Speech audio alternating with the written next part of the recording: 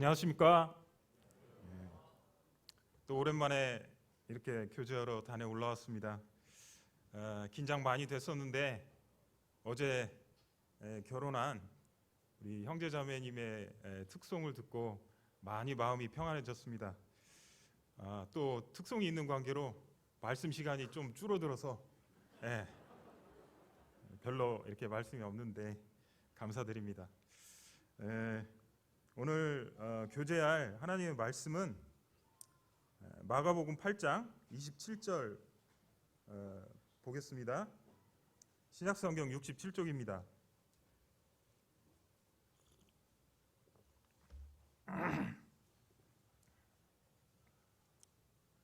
마가복음 8장 27절에서 35절까지 제가 한 절 읽고 성도님들이 한 절 읽고 이렇게 교독을 하겠습니다. 예수와 제자들이 빌립보 가이사랴 여러 마을로 나가실새 길에서 제자들에게 물어 이르시되 사람들이 나를 누구라고 하느냐?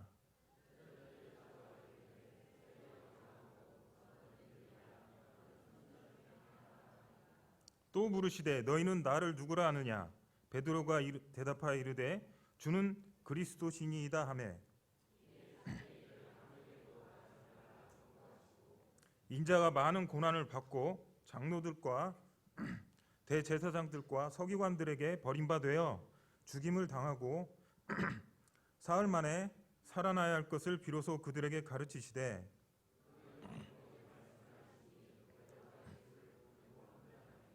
예수께서 돌이키사 제자들을 보시며 베드로를 꾸짖어 이르시되 사단아 내 뒤로 물러가라 내가 하나님의 일을 생각하지 아니하고 도리어 사람의 일을 생각하는도다 하시고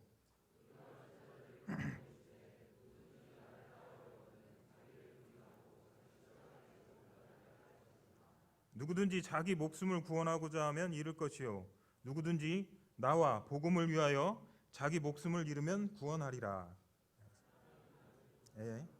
38절은 제가 읽겠습니다. 누구든지 이 음란하고 죄 많은 세대에서 나와 내 말을 부끄러워하면 인자도 아버지의 영광으로 거룩한 천사들과 함께 올 때에 그 사람을 부끄러워하리라.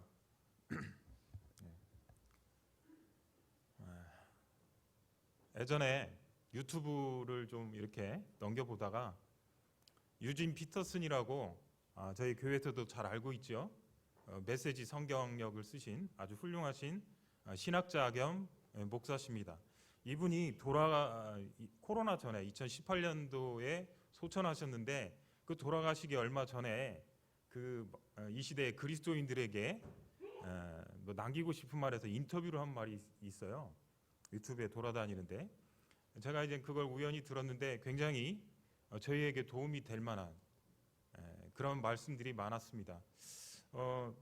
사람이 이제 모든 걸 정리하고 하나님 나라를 갈 때 정말 그 신앙에 대한 그 엑기스가 나오지 않겠습니까? 그래서 유튜브를 봤었는데 거기에 보면 질문을 이 리포터가 하는데 어떻게 해야 예수님의 말씀대로 살 수 있습니까? 이렇게 물었는데 대답으로 유진 피터슨이 이 마가복음 8장 34절 우리가 너무나 잘 아는 누구든지 나를 따르려거든 자기를 부인하고 자기 십자가를 지고 나를 따를 것이니라 이 말씀으로 대답했다고 합니다. 저도 이 말씀은 알고 있습니다. 여러분들도 많이 알고 계시죠? 근데 어떻습니까? 저는 좀 이 말씀 들을 때 부담 많이 됩니다. 비장하게 느껴져서이기도 하고요. 그래서 이 말씀보다는 다른 말씀들을 많이 이렇게 읽고 좋아하곤 했습니다. 그런데 우리가 이렇게 구절 하나를 딱 이렇게 보면 이렇게 많이 우리 마음속에서 중요성을 읽기 쉽거든요. 근데 오늘 장면을 이렇게 읽은 것처럼 이 장면 안에서 이 말씀을 보면 예수님이 이 말씀을 한 의도와 정말 그런 어떻게 이 말씀을 받아들여야 하는 그 진의를 더 잘 알 수 있다고 생각이 됩니다. 그래서 이렇게 길게 읽었습니다. 본문은 이 시점이 언제냐면 예수님이 3년 6개월 공생애를 사시는데 3년간을 주로 고향 그 북부 갈릴리에서 제자들과 함께 사역을 하시고 그 난 시점입니다. 3년을 그러니까 제자들과 함께 시간을 보냈던 겁니다. 하늘나라 복음도 전하시고 병자도 고치시고 기적도 일으키시고 바다 위도 걸어 다니시고 그렇게 하셨습니다. 이제 나머지 6개월은 유대 또 예루살렘 밑에 남부 지방으로 내려가서 십자가에 이제 돌아가시는 그 사역을 하기 위해서 떠나려고 한 그 타임입니다. 이때 제자들에게 묻습니다. 사람들이 나를 누구라 하느냐? 그랬더니 제자들이 주님을 선지자라고 그럽니다. 선지자. 하나님의 뜻을 이렇게 받아서 전하는 선지자. 굉장히 인기 있는 그런 분으로 알고들 있었습니다. 근데 정작 예수님은 제자들한테 관심이 있었습니다. 제자들한테 재차 묻습니다. 그러면 너희는 나를 누구라 하느냐? 이렇게 묻습니다. 제자들은 3년간 예수님이 부르시고 같이 지냈죠. 예수님을 따라다녔습니다. 예수님이 하신 그 모든 것을 보고 또 사시는 걸 다 보았습니다. 그러면서 이 제자들의 입에서 나온 그 말이 베드로가 말했지만 이건 제자들의 공통된 말이었을 겁니다. 주는 그리스도시니이다. 마태복음에는 주는 그리스도시요 살아계신 하나님의 아들입니다. 하나님이십니다라는 말씀을 더 하고요. 누가복음에는 하나님의 그리스도십니다 이렇게 얘기를 합니다. 선지자하고 그리스도, 제자들은 그렇게 그리스도라고 얘기합니다. 그리스도, 히브리 말로는 메시아죠. 기름 부음 받은 자라는 뜻인데 하나님이 하나님의 일을 위해서 선택한 자입니다. 우리가 구약을 보면 창세기에 여인의 후손이 나오죠. 또 아브라함의 씨가 나옵니다. 이것도 다 메시아, 그리스도에 대한 예언입니다. 특별히 다윗에게 하나님이 약속을 주십니다. 네 몸에서 날 씨를 통해 네 나라와 왕위를 견고하게 한다 이렇게 약속을 주십니다. 그리고 선지서에서 그런 메시아에 대한 그런 출현을 예고를 하고요. 그런데 현실은 어떻습니까?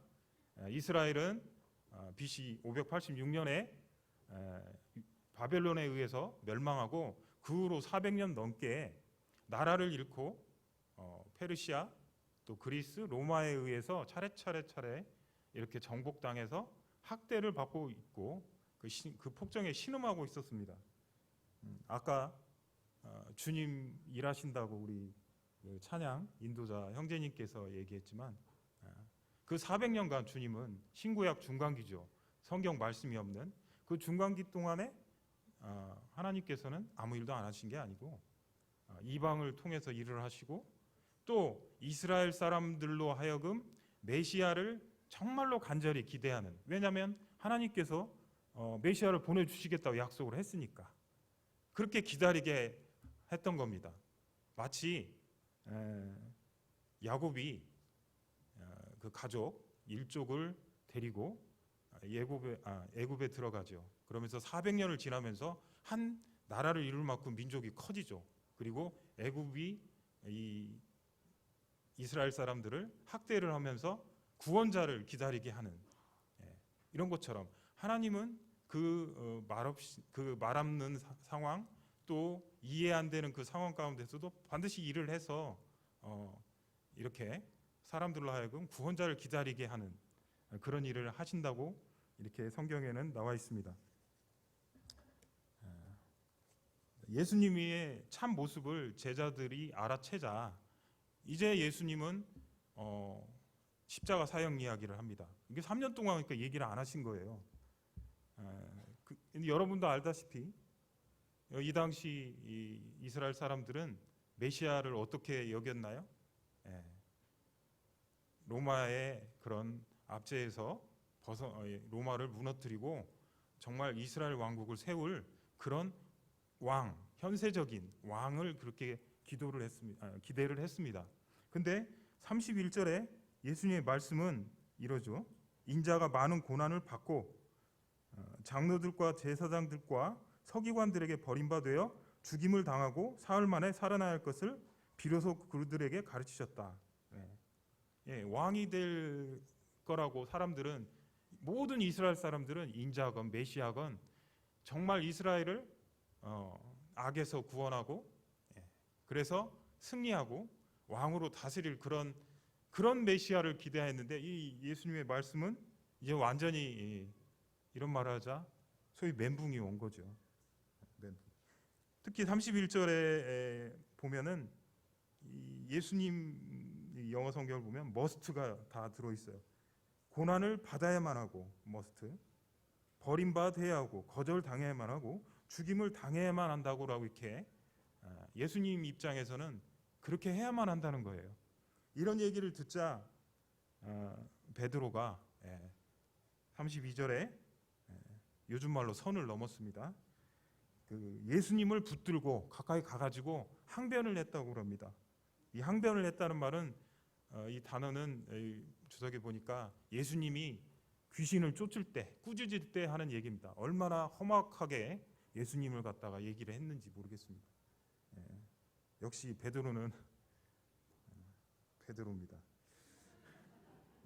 한 손가락이요. 물론 이게 베드로만의 그런 마음은 아니었을 겁니다. 그 실망감. 그런데 예수님은 그런 제자들을 보시며 베드로를 꾸짖어 말씀하십니다. 사단아 내 뒤로 물러가라. 내가 하나님의 일을 생각하지 아니하고 도리어 사람의 일을 생각하는도다. 이렇게 얘기했습니다. 예수님은 베드로에게 네가 사람의 일을 생각하고 있다라고 얘기를 하십니다. 사람의 일이 뭡니까? 베드로도 똑같이 그 시대 사람처럼 예수님을 이스라엘을 로마의 압제에서 구원해낼 정치적인 메시아 왕으로 그렇게 여겼다는 겁니다. 현세적으로 육체적으로 본 거죠. 또 뒤에 보면 누가 크냐 논쟁에서 보면 개인적인 야망이 있었을 것 같아요. 수제자니까. 이 예수님이 나라를 세우면 거기서 제2인자를 하려고 했던 수도 있죠. 근데 주님은 하나님 나라 구속사역을 통한 하나님 나라 건설이라는 하나님의 일을 이루기 위해서 십자가의 길을 가야 하기 때문에 그렇게 사람의 일과 하나님의 일을 혼동하는 베드로를 꾸짖는 겁니다. 베드로는 주님이 목적이 아니었습니다.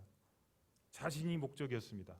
자신의 목적을 위해서 예수님을 수단으로 이용했던 겁니다. 그게 안 되니까 이렇게 선을 넘고 예수님께 따지고 험악하게 굴었던 겁니다.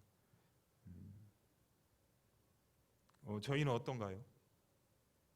뭐 이 정도까지는 아니더라도 예수님이 내 뜻대로 되지 않으면 예수님에 대해서 분을 품고 원망하지 않나요? 아니면 차갑게 식어버리지 않나요?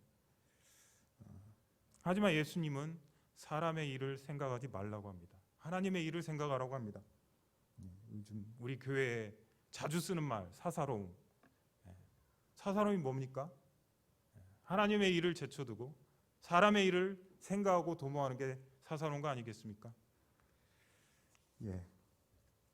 그러면서 따르는 제자들과 무리들을 향해 예수님이 하시는 말씀이 오늘 주제의 말씀 34절 말씀입니다. 누구든지 나를 따라오려거든 자기를 부인하고 자기 십자가를 지고 나를 따를 것이니라. 이런 상황 가운데서 나온 말씀입니다.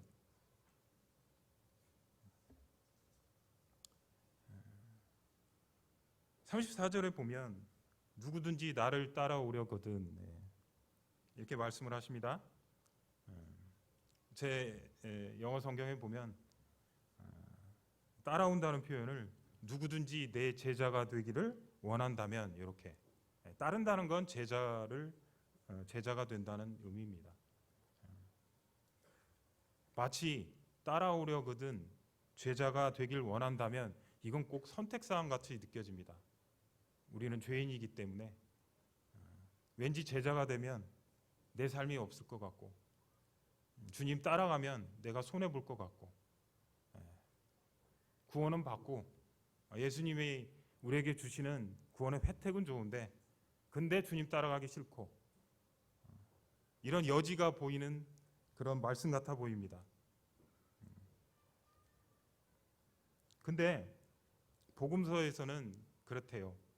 예수님이 나를 믿으라라는 말은 4번 나온대요. 나를 따르라라는 말은 20몇 번, 20번 이상 나온다고 그럽니다. 결국 믿는다 하는 것과 따르다는 것은 다른 게 아닙니다. 믿음 안에 따르는 것이 포함되어 있는 거죠. 어찌 보면 당연한 얘기입니다. 주님을 주님이라 부르면서 주님을 따르지 않고 내가 원하는 길을 따라가는 거 말이 안 되는 어불성설입니다. 예수님이 하신 일이 뭡니까? 3년 동안, 이 공생의 기간 동안에 제자들을 양육했습니다.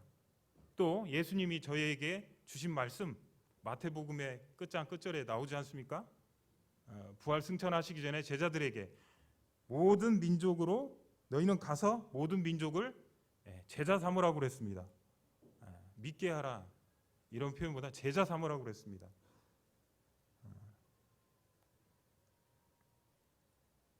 이렇게 예수님께서는 믿는 사람들을 누구나 제자로서 주님을 따르라고 요청하는 것입니다.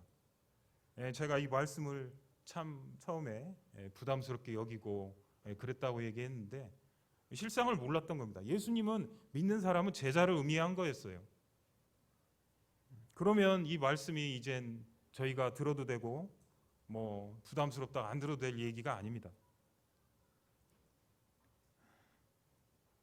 이렇게 나를 따라오려거든, 누구든지 나를 따라오거든, 이 제자들은 반드시, 여기서도 must가 나옵니다. 영어 MUST, 의무, must. 반드시 자기를 부인해야만 합니다. 그리고 자기 십자가를 져야만 합니다. 그리고 나를 따라야 합니다. 제자는 이 3가지를 당연히 예외 없이 따라야 한다고 얘기를 하고 있습니다. 먼저 첫 번째 주님의 요청 사항은 뭐냐면 자신을 부인하라고 합니다. 원어로 자기 자신을 부인하라는 얘기는 자기 자신을 거부하고 완전히 포기하는 겁니다. 또 이 맥락에서 볼 적에는 이 베드로가 사람의 일을 생각한다고 그랬잖아요. 이 사람의 생각을 버리는 겁니다. 또 자기 부인의 반대말이 뭐겠습니까? 자기 인정 아니겠습니까?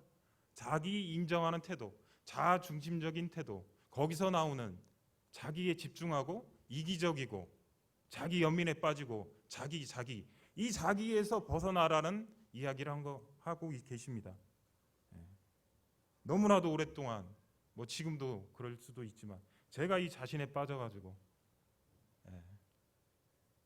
이 주님의 음성을 잘 듣지 못했던 기억이 많이 있습니다. 그리고 자기 십자가를 지고 이렇게 얘기를 합니다. 십자가는 그 당시 고난과 죽음을 상징했습니다. 앞으로 주님이 6개월 후에 십자가를 지고 가시겠죠. 그림이 그려집니다. 이 당시 십자가형을 받는 사람들은 이 가로대라고 해가지고 이렇게 되지 않습니까? 큰 거는 이제 거기 세워놓고 가로대를 짊어지고 사형장으로 간다고 그랬습니다. 그래서 자기 십자가를 지는 건 예수님을 따르는 데 따른 고난과 세상으로부터 받는 참 비난과 핍박과 분리와 이런 것들 포함해서 예수님을 따르면서 발생하는 고난입니다. 심지어 어떤 분들에게는 순교까지, 죽음까지도 요구를 하게 되는 겁니다.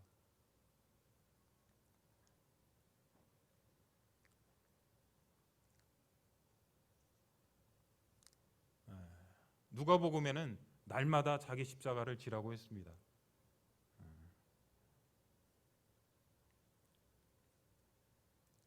그리고 나서 주를 따를 것이라, 그렇게 주님께서는 명령하고 요청하고 계시는 겁니다. 생각을 해봤습니다. 어떻게 하면 이렇게 34절처럼 살 수 있을까? 첫째로 자신을 부인하려면 자신이 이미 어떠한 자인지, 그리스도인이 어떠한 자인지 알아야 합니다. 오늘 감사 시간에도 한 형제님이 같은 고백을 했습니다. 이미 우리의 옛자가 십자가에서 예수님과 함께 죽어버렸다는 거, 그리고 이제 나는 예수님과 연합한 새 사람이라는 거. 그래서 죄에 대해서는 죽고 그리스도 예수 안에서 살아있는 자로 나를 여기는 겁니다. 이 진리 가운데 매일매일 서야 합니다. 왜냐하면 우리에게 이미 일어난 영적인 사실이기 때문입니다. 자꾸 자기 자신 속으로 잘 들어가는 저는 아침에 일어나면 주기도문과 함께 이 기도를 꼭 합니다. 하나님 감사합니다. 저를 죄에 대해서는 죽은 자고 하나님께 대해서 산 자로 그렇게 만들어주셔서 감사합니다. 제 마음이 아침에 일어나면 수없이 많은 걱정, 근심이 이게 막 재빠르게 연무습하거든요. 그때마다 선포를 합니다. 자신에게 속지 말고, 그런 걸 나로 여겨주지 말고, 주님이 내게 이루어주신 새 사람, 그 사람을 선포하는 거죠. 그럴 때 우리는 주님의 이 요청사항을 따를 수 있다고 생각합니다. 두 번째는 성령 충만해야 합니다. 다 아는 비법 해답 같은데 성령 충만해야 합니다. 실제적으로 이 당시 제자들은 이 예수님의 어마무시한 얘기를 듣고 하나도 이해를 못했어요. 심지어 조금 뒷장으로 가보면 그때도 가서 누가 크냐 싸움으로 가 있어요.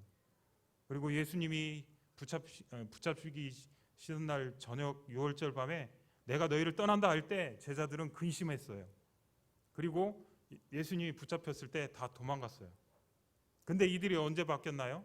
예수님 부활승천하시고 성령님이 그들 안에 임재했을 때 그들은 이제 예수님이 하신 말씀, 자신을 부인하고 자기 십자가를 지고 주님을 따라갔습니다.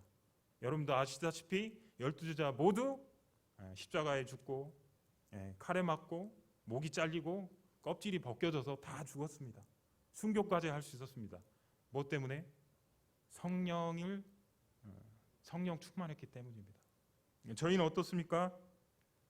저희도 믿음으로 구원의 선물 성령을 받았죠. 우리 안에 성령이 계십니다. 저희 안에 성령이 계시다는 거 얼마나 우리가 잊고 사는지요. 이 성령님이 우리를 주장할 수 있도록 내놓는 겁니다. 이게 죽는 거죠. 그리고 성령의 그 음성에 따라 살 때 우리는 이 예수님의 요청사항을 이룰 수 있다고 생각합니다. 또 한 가지 생각하면 주님의 사랑과 은혜에 깊이 젖어 살아야 할 것 같습니다. 31절에 보면 예수님이 전격적이긴 하지만 제자들의 기대와 일이 정말 판을 깨는 얘기지만 분명히 많은 고난을 받고 버림받고 죽임을 당하고 사흘 만에 살아나야 할 것을 얘기하셨는데 왜 그러셔야 했나요? 묻지를 않습니다. 왜 그렇게 하셨죠? 그리고 분명히 죽고 끝난다고 안 했잖아요. 살아난다고 하셨잖아요. 예수님은 우리를 사랑하셔서 십자가의 길을 가셨습니다. 그리고 우리를 의롭다 하시기 위해 부활하셨습니다. 그러한 예수님의 사랑과 은혜, 그 예수님의 집중하고 그 예수님의 깊이 젖어 살 때 우리는 힘을 얻어서 이렇게 살아갈 수 있을 거라고 생각이 듭니다. 35절은 34절 주님의 명령을 해야 하는, 따라야만 하는 이유에 대해서 설명하고 있는 구절입니다. 누구든지 자기 목숨을 구원하고자 하면 잃을 것이요 누구든지 나와 복음을 위하여 자기 목숨을 잃으면 구원하리라. 여기서 말한 자기 목숨은 생명 또 자아 이런 것들이죠. 세상 사람들은 이 자기 목숨, 이 생명을 위해서 본능적으로 살아갑니다. 이걸 위해서 일을 하고 공부를 하고 돈을 벌고 다른 사람으로부터 존경을 얻으려고 그러고 사랑을 얻으려고 합니다. 자기 목숨, 자기 생명, 그 자아를 지키기 위해서 그렇게 살아갑니다. 그렇지 않습니까? 하지만 이러한 삶은 어떤 삶입니까? 이 땅의 삶이 유한하기 때문에 이 땅의 삶이 끝나면 그냥 끝나는 겁니다. 그리고 정말 진정한 생명은 예수님과 함께하는 생명인데 그럴 수가 없는 생명이죠. 그래서 결국은 그 생명을 구하고자 그렇게 살면 결국은 이 땅의 유한함, 삶의 유한함, 또 예수님과 함께하는 그런 진정한 삶과는 관련이 없기 때문에 그 생명을 잃게 되는 겁니다. 그러면 어떻게 해야 진정한 영원한 생명을 사는 걸까요? 그것은 바로 다음 구절, 나와 복음을 위해 그 목숨을 잃는 겁니다. 역설이죠. 진정한 영원한 생명은 예수님과 복음을 위해 자기 목숨을 잃는 겁니다. 우리가 십자가를 지고 자신을 부인하고 자기 십자가를 지고 주님을 따르는 것을 다른 말로 말하면 주님과 복음을 위해 자기 생명을 잃는 겁니다.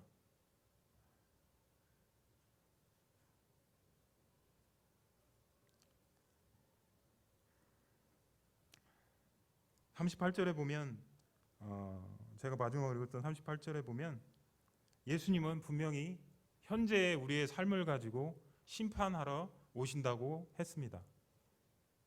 누구든지 이 음란하고 죄 많은 세대에서, 예수님이 정의하는 이 세대는 음란하고 죄 많은 세대입니다. 창조주인 하나님을 인정하지 않고 부끄러워하고 그런 세상이죠. 그런 세상 속에 우리가 같이 발맞춰서 그렇게 예수님과 예수님 말씀을 부끄러워하고 적극적으로 예수님께 충성되이 살지 않는다면 어떻게 합니까? 인자도 예수님도 아버지의 영광으로 거룩한 천사들과 함께 올 때 그 사람을 부끄러워한다고 했습니다. 예수님도 그 사람 부끄러워한다고 했습니다. 부끄러워한다는 말이 굉장히 어감상 좀 부드러워서 그러지 이건 그 수준이 아닐 겁니다. 우리가 세상 살면서 예수님과 예수님 말씀을 부끄러워 적극적으로 순종하지 않는다면 예수님도 오실 때 그 사람을 부끄러워하시겠다는 무서운 말씀이기도 합니다. 또 마태복음에 보면 그때에 각 사람이 행한 대로 갚을 거다, 갚으리라고 합니다.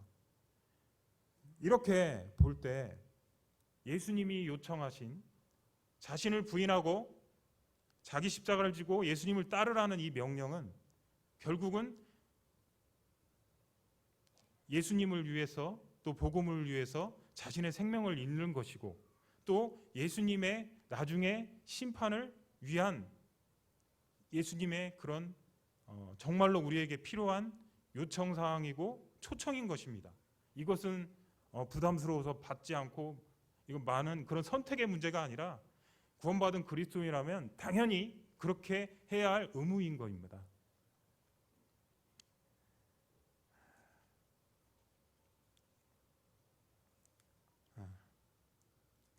이 땅에 사는 동안 참 말씀이 좋습니다. 35절 누구든지 나와 복음을 위해 자기 목숨을 잃으면 구원하리라. 성도님들, 우리 이 땅의 삶을 살면서 이 잠시 없어질 이 생명을 위해 살지 않고 이 생명을 적극적으로 예수님과 복음을 위해 참 사용함으로써 이름으로써 나중에 주님과 함께하는 영원한 생명 가운데 살고 또 나중에 주님께 칭찬받는 그런 저희 모두가 되기를 참 기도합니다. 기도를 드리시고 말씀을 마치겠습니다. 아버지 하나님 감사합니다. 오늘 말씀을 통해서 저희는 예수님으로 구원받고 또 예수님을 제자가 되어 예수님의 길을 따라가야 하는 그런 자들임을 이렇게 보게 되었습니다. 참 저희 삶이 예수님과 그 복음을 위해서 저희 생명을 참 아낌없이 바치는, 그래서 예수님과 함께하는 진정한 삶 가운데, 생명 가운데 살고 또 예수님 올 때 참 저희가 칭찬받는 그런 저희들이 되게 주님 도와주시기를 원하옵니다. 오늘의 시간에 감사드리며 이 모든 말씀 예수 그리스도 이름으로 기도합니다. 아멘.